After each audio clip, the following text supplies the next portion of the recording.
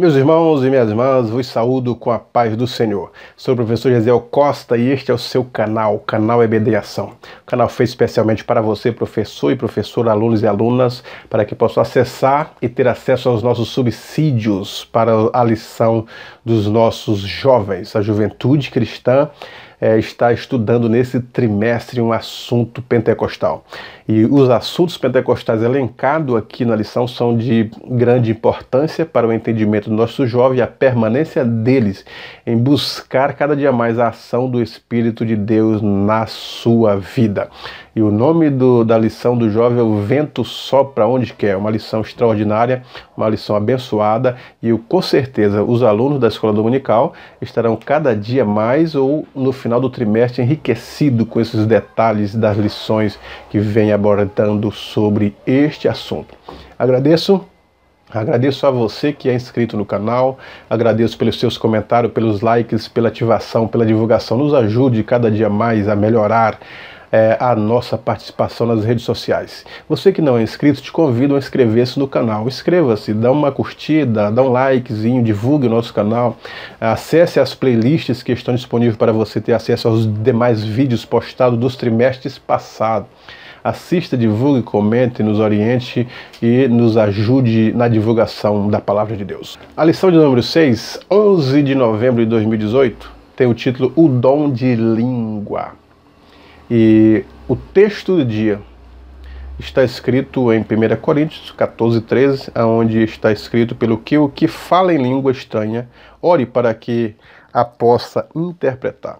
A síntese, a manifestação do dom de línguas, tanto na igreja quanto na devoção pessoal, é plano de Deus para os crentes em nossos dias. Primeiro tópico, falar em outras línguas.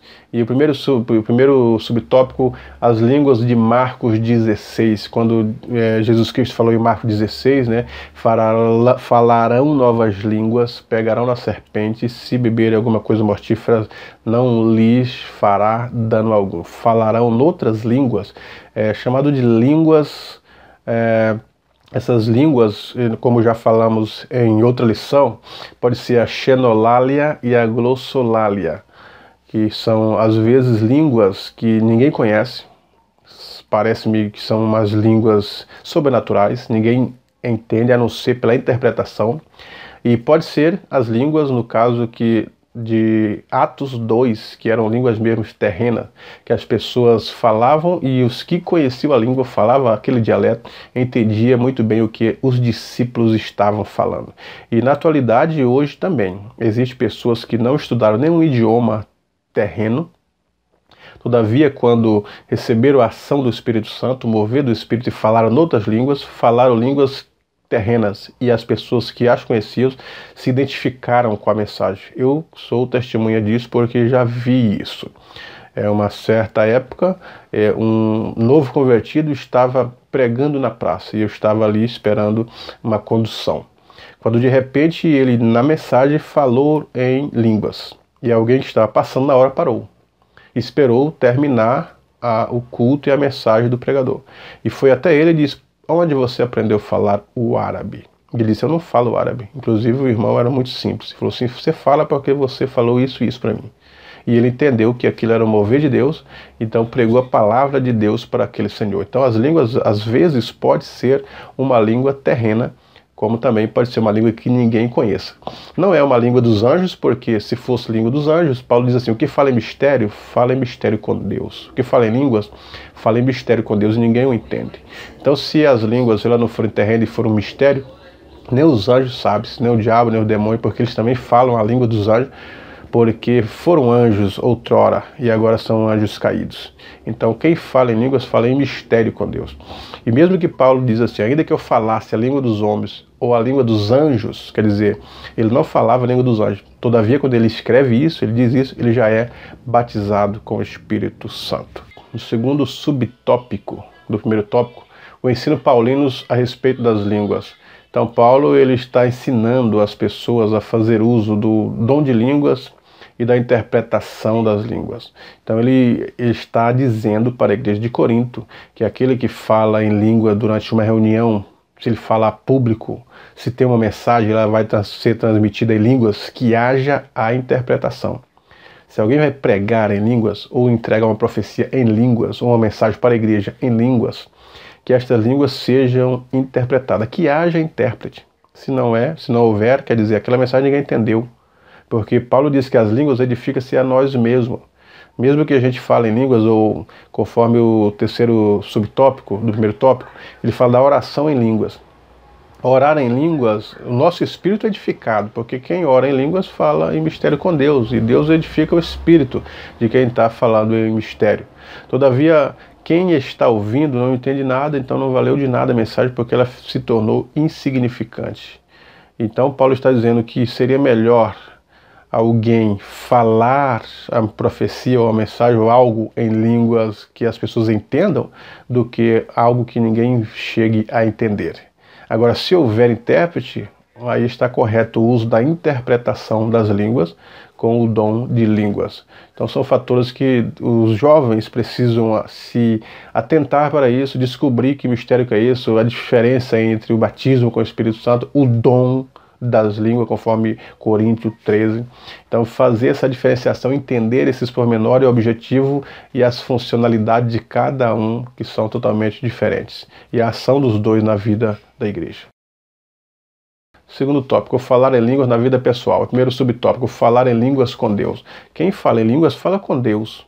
Muitas pessoas têm dificuldades porque acreditam que este falar em língua pode ser da carne, pode ser do maligno. Sim, de fato possa ser que haja, mas dependendo da vida do indivíduo, quem fala em língua é uma ação do Espírito. A pessoa que recebe o batismo com o Espírito Santo vai falar exatamente com Deus. O diabo muitas vezes pode tentar confundir as pessoas fazendo uso desses elementos, porque ele pode imitar muito bem. Mas aí nós temos que ter o dom de discernir o Espírito. O discernimento de Espírito é necessário no meio da igreja. Às vezes nós pedimos tantas as bênçãos, pedimos tantos milagres, fazemos tantas petições e esquecemos de discernir o Espírito através da busca do dom de discernir os Espíritos. Porque quando nós fazemos isso, nós vamos discernir os Espíritos que vêm de Deus ou do homem ou do diabo. As fontes de visões, de interpretações, de revelações, de profecias são três. A Bíblia deixa claro. Profecia de homens que falam mentira, doutrina de demônio e a doutrina de Deus. Então as visões e revelações são três as fontes, e nós, através do discernimento de espírito, sabemos o que é proveniente de Deus, ou da fonte da imaginação humana, ou do maligno, e repreendê-las. Então nós temos que buscar, a juventude precisa ter esse discernimento de espírito para poder fazer uso dos dons, até porque a Bíblia diz que nós devemos usar os dons espirituais de uma forma adequada, porque vamos receber a paga por eles, ou bem ou mal. Ou falar em outras línguas na vida pessoal. Aí temos a edificação pessoal. Quem fala a língua, ele é edificado a si mesmo, porque é o Espírito de Deus que testifica com o nosso espírito. Por que é uma edificação pessoal? Porque o Espírito de Deus, ele revela para o nosso espírito. Quando recebemos visões de Deus, as visões são do Espírito de Deus para o Espírito do homem. As revelações são do Espírito de Deus para o Espírito do homem. O entendimento da palavra são do Espírito de Deus para o Espírito do homem. O espírito humano é o elo de ligação entre o homem e Deus. Então esse elemento, esse dispositivo que é chamado de comunhão, koinonia, ligação entre o espiritual, entre o transcendente, através do nosso elemento espiritual, que é o espírito e a alma, ele possibilita esse entendimento. Por isso que a Bíblia diz assim, o Deus desse século cegou o entendimento. O entendimento é racionalidade, é a razão, raciocínio, o intelecto, que a alma e o espírito fazem uso deles para entrar em contato com o mundo material. Então, o corpo por si só, o cérebro por si só não tem funcionalidade nenhuma se a alma e o espírito não fazer eles valer através das suas funcionalidades. Então, este elemento, a alma e o espírito, que precisamos entender que eles precisam de Deus. Esse dispositivo, o homem foi feito para viver em comunhão com o seu Criador, sabendo dos seus projetos, dos seus planos, e Deus entrando em contato com ele para que ele tenha a vida plena, a felicidade plena e a paz de espírito. Então, quando o homem fala em mistério, fala em línguas, através destes dons espirituais, através do Espírito de Deus, há uma edificação, há uma satisfação, uma completude pela palavra de Deus. Até porque o homem sem Deus ele é vazio, mas quando o homem recebe o Espírito de Deus, Paulo diz assim, que nós somos templo e morada do Espírito de Deus. O escritor Hebreus fala que nós somos casa de Deus, morada de Deus. Então essa é a completude do ser humano e estamos edificados nele. E o último subtópico é agradecendo a Deus, a gratidão humana. Então nós precisamos, no nosso culto, agradecer a Deus pela salvação, pela família, pela saúde, pela respiração, por tudo que Ele nos proporciona. Principalmente sobre a edificação, sobre os dons que Ele nos concede. É como se não bastasse somente Deus salvar-nos. Já estaria de bom tamanho estarmos salvos, louvando a Deus. Mas ainda mais Ele quer ver nós gratos, nós reconhecendo o seu favor, e com isso louvando a Ele. Por isso que Paulo ele escreve, né, quando vos reunis, uns têm salmos, outros têm louvores, outros têm hino. Tem que ter alguma coisa para oferecer a Deus. E o que o homem pode oferecer para Deus de mais significativo não é as suas riquezas, não é a sua fazenda, não é nada de coisas materiais. Mas o que ele tem mais de valor é a sua alma, render a sua alma a Deus, agradecer a Deus, ser grato por tudo, render-lhe o Espírito, se submeter a Ele, a sua autoridade, a sua missão, a sua excelência.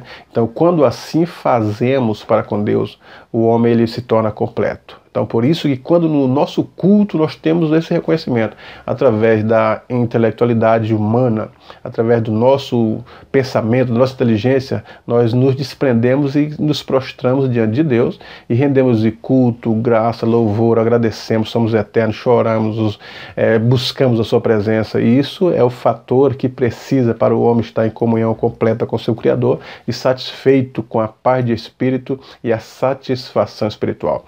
Então, os professores e as professoras precisam mostrar isso para a juventude, para que eles sejam gratos ao seu Criador, para que eles busquem ao seu Criador, para que ele tenha disponibilidade com toda a sua força, com todo o seu vigor, não somente para os estudos, para o trabalho, para a vida de juventude, mas também oferecer o seu melhor para Deus, de uma forma que Deus agrade da juventude e o capacite a ser testemunhas dele, buscando mais para o seu reino, através dos ensinos da palavra de Deus. Portanto, meu professor e minha professora, que Deus em Cristo vos abençoe, que a sua aula seja uma aula abençoada.